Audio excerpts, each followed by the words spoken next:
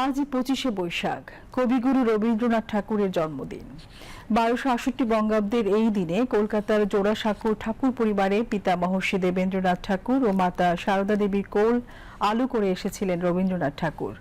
বহুমুখী প্রতিভার রবি ঠাকুর বাঙালি হলেও বৈচিত্র্যময় সৃষ্টি ও মানবিক গুণে হয়ে ওঠেন বিশ্বজনীন। নোবেলজয়ী রবীন্দ্রনাথ বাংলা সাহিত্যকে তুলে ধরেন আন্তর্জাতিক পরিমণ্ডলে। শাহিদ জাহিদের প্রতিবেদন।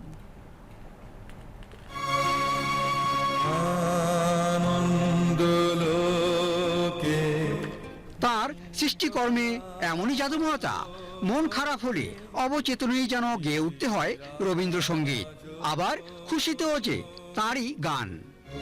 অর্থাৎ মানসপটে মহিরুহ হয়েই আছেন রবীন্দ্রনাথ ঠাকুর।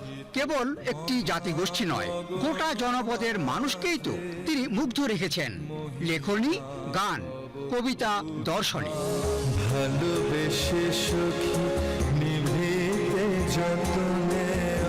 রবীন্দ্রনাথ ঠাকুরের সাহিত্য দর্শন যুগ যুগ ধরে ছুঁয়ে গেছে মানুষকে, এবং এর রেশ তো চিরকালীন। তাই তো মানুষের সুখে দুঃখে উৎসবে সবটাতেই আছেন কবিগুরু রবীন্দ্রনাথ ঠাকুর।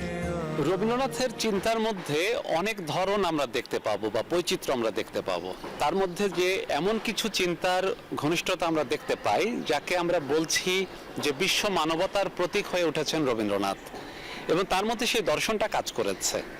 রবীন্দ্রনাথ একাধারে তো ঔপন্যাসিক, সঙ্গীত রচয়িতা, সুরকার, নাট্যকার, চিত্রশিল্পী, ছোট গল্পকার, প্রাবন্ধিক এবং দার্শনিক।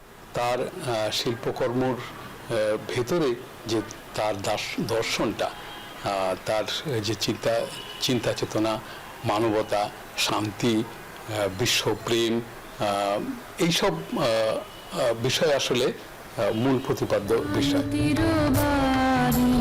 এতটাই প্রভাব বিস্তারী তিনি যে যুগ যুগ পরেও এতটুকু ম্লান হবার নয় প্রাসঙ্গিকতা। Shahid Zahidi, BTV news, Dhaka.